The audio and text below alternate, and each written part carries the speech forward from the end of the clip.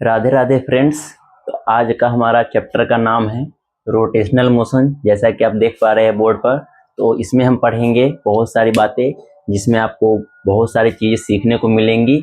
और यहाँ पे हम पढ़ेंगे रिजिड बॉडी के बारे में, मूवमेंट ऑफ इनर्शिया के बारे में, और पॉइंट मास या फिर यूनिफॉर्म मास के लिए कौन कौन सा फॉर्मूला अप्लाई होता है रोटेशनल मोशन में। तो हम सबसे पहले देखेंगे रोटेशनल मोशन होता क्या है। रोटेशनल मोशन हम उस मोशन को कहते हैं जिसमें ओरिएंटेशन चेंज हो। यहाँ पे ये लिखा हुआ है कि if a body changes its orientation then body is said to be rotational motion. इसमें ओरिएंटेशन का मतलब क्या हुआ? ओरिएंटेशन का मतलब हम ये कहेंगे कि अगर कोई बॉडी का ओरिएंटेशन चेंज हो रहा है, तो ओरिएंटेशन होता है क्या? जैसे कि ये बॉडी हो गया, इसका ओरिएंटेशन ये हुआ कि यहाँ पे कोई पॉइंट ले लीजिए और यहाँ पे पॉइंट ले लीजिए। अगर ये पॉइंट समय के साथ चेंज होता है, जैसे कि हम इसको फेंक के मारे, अगर फेंकते हैं तो यहाँ पे हम देखेंगे कि ये रोटेट करते हुए जाएगा और ये पॉइंट यहाँ पे और ये पॉइंट पीछे आ जाएगा। इसका ओरिएंटेशन चेंज हो गया समय के साथ, तो हम इसको कहेंगे कि if a body changes its orientation then body is said to be rotational motion.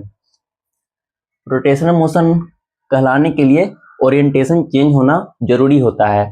Next, rigid body. Rigid body को हम ऐसे पढ़ेंगे जैसे कि gap between any two point of the body should be same every time. इसमें ये कहना चाह रहा है कि अगर कोई बॉडी है, रिजिड बॉडी हम उसको कहेंगे, जैसे कि कोई भी बॉडी ले लीजिए और उस बॉडी पे 2 पॉइंट फिक्स कर दीजिए।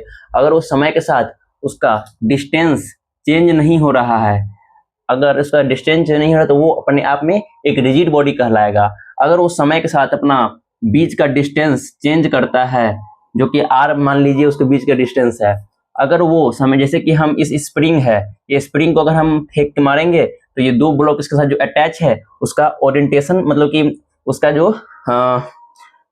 डिस्टेंस है वो कम या ज्यादा हो सकता है। तो हम कहेंगे ये रिजिड बॉडी नहीं है। रिजिड बॉडी होने के लिए कोई भी 2 पॉइंट मार्क कर लीजिए, अगर उसका डिस्टेंस कम या ज्यादा नहीं होता है तो हम उसको रिजिड बॉडी कहेंगे।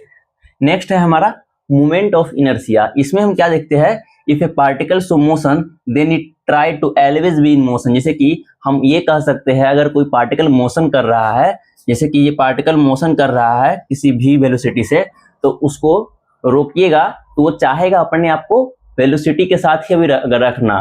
जैसे कि अगर हम किसी पार्टिकल को फेंक के मारे, ठीक है, तो वो अपने आप को मोशन में ही रखना चाहेगा। जैसे कि हम एक एग्जांपल से समझ सकते हैं, जैसे कि कोई फुटबॉल आ रहा है, अगर हम उसको रोकते हैं तो वो चाहता है अपने आप को मोशन में ही रखे।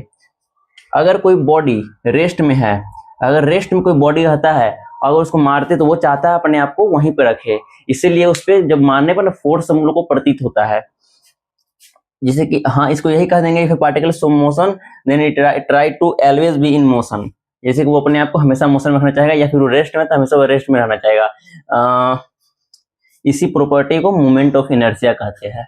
नेक्स्ट हम देखेंगे फॉर पॉइंट मास। किसी पॉइंट मास के लिए, मान लीजिए हम यहाँ पे एक पॉइंट मास मानते हैं और यहाँ पे दूसरा पॉइंट मास, यहाँ पे तीसरा पॉइंट मास, इसको हम m मानते हैं, इसको m1, इसको m2। अगर हम इस एक्सिस, दिस एक्सिस के अबाउट हम अगर ओमेगा से इसको घुमाते हैं तो इसके अबाउट मूवमेंट ऑफ इनर्शिया क्या होगा? तो हम एक के लिए कह सकते हैं, जैसे कि इसके अबाउट जब ये घूमेगा, इसके अबाउट मान लीजिए ये एक्सिस है और एक्सिस के अबाउट अगर पार्टिकल मोशन कर रहा है तो हम कहेंगे I इक्वल टू mr²। ये मास है, इसका जो बीच का डिस्टेंस है वो रेडियस r है, m इंटू r², उसके बीच के रेडियस का square.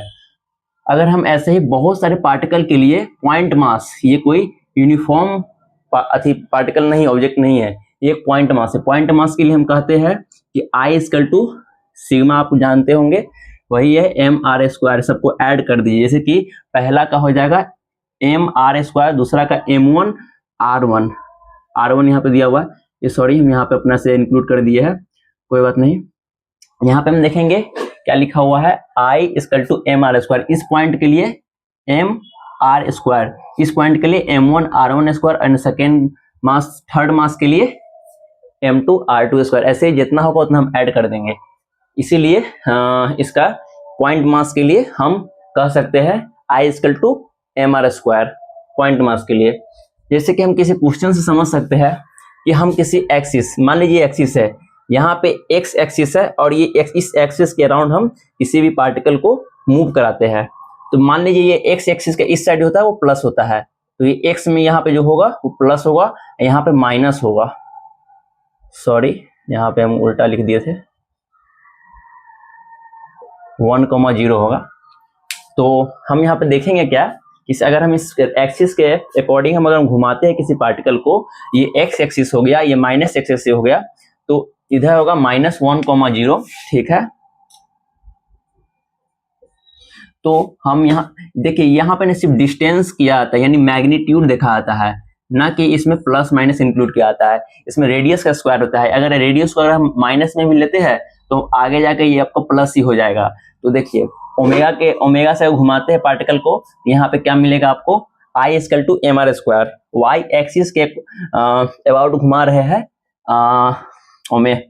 Moment of inertia about y, तो यहाँ पर आपको देखने के लिए मिलेगा mr² फर्स्ट बॉडी के लिए, तो m हो गया 3 और r 2 डिस्टेंस पे यहाँ पे लाई कर रहा है ये मास। तो हम यहाँ पे देखेंगे m × r² plus m × r²। यहाँ पर का पॉइंट मास हो गया 2 kg और यहाँ का रेडियस हो गया -1। अगर -1 को भी आप स्क्वायर करेंगे तो 1 ही आएगा, तो हम मान लेते हैं 1 ही, क्योंकि इसमें माइनस मानने से कोई फायदा है नहीं। 14 होगा, ठीक है। 3 4 = 12 प्लस 2 14। ओके, तो हम नेक्स्ट क्वेश्चन के मूव करते हैं। जैसे कि हम एक एक्सेप्शनल नहीं कर सकते हैं, ये इसी का एक पार्ट कर सकते हैं। जैसे कि यहाँ पे दिया हुआ है, अगर हम इस एक्सिस के अकॉर्डिंग किसी पॉइंट मास को इसी एक्सिस पर अगर मान लेते हैं, जैसे कि इसको हम घुमा रहे हैं, ठीक है, ऐसे ऐसे ऐसे, और इसी पे हम मास को कुछ मान लेते हैं, मान लीजिए m मास का बॉडी यहाँ पे रखा हुआ है और इसको हम घुमा रहे हैं, तो देख लीजिए इसका रेडियस तो हुआ नहीं, रेडियस 0, तो m × r², तो रेडियस 0 हो गया, तो 0 में किसी भी चीज को ऐड मल्टीप्लाई करेंगे तो 0 ही आएगा। इसीलिए इस एक्सिस के अबाउट कोई भी मास इस एक्सिस पर लाई कर रहा है और उसको ओमेगा से घुमाया जाए तो वो मास, मतलब उस मास, जो भी मास होगा इस एक्सिस पर लाई कर रहा होगा, उसका मोमेंट ऑफ इनर्शिया 0 हो जाएगा। वैसे ही सेम केस में अगर हम उसको हॉरिजॉन्टल कर देते हैं फिर भी वही बात हो जाएगा। अगर हॉरिजॉन्टल में किसी एक्सिस के अकॉर्डिंग घुमा रहे हैं किसी मास को, उसका रेडियस 0 है, तो समझ लीजिए उसका मोमेंट ऑफ इनर्शिया 0 होगा। वैसे ही हम किसी भी पार्टिकल को ले ले, जैसे कि एक रॉड हो गया, रॉड को हम इस एक्सिस के थ्रू घुमा रहे हैं ओमेगा देकर, देख लीजिए यहाँ पे ओमेगा पूछ रहा है, तो m × r² होता है, तो m तो हम डाल सकते हैं, m तो वेरी कर रहा है तो m हम कुछ भी डाल सकते हैं, लेकिन r तो हर केस में देख रहे हैं r 0 है, तो किसी भी चीज का स्क्वायर कीजिएगा तो 0 आएगा। इसीलिए कोई भी बॉडी अगर एक्सिस पे लाई कर रहा है, कोई पॉइंट मास या फिर रॉड, तो उसका m × r² 0 आता है। तो यहाँ तक आप लोग को समझ में आ गया होगा। I hope you understand what I teach now, then thank you.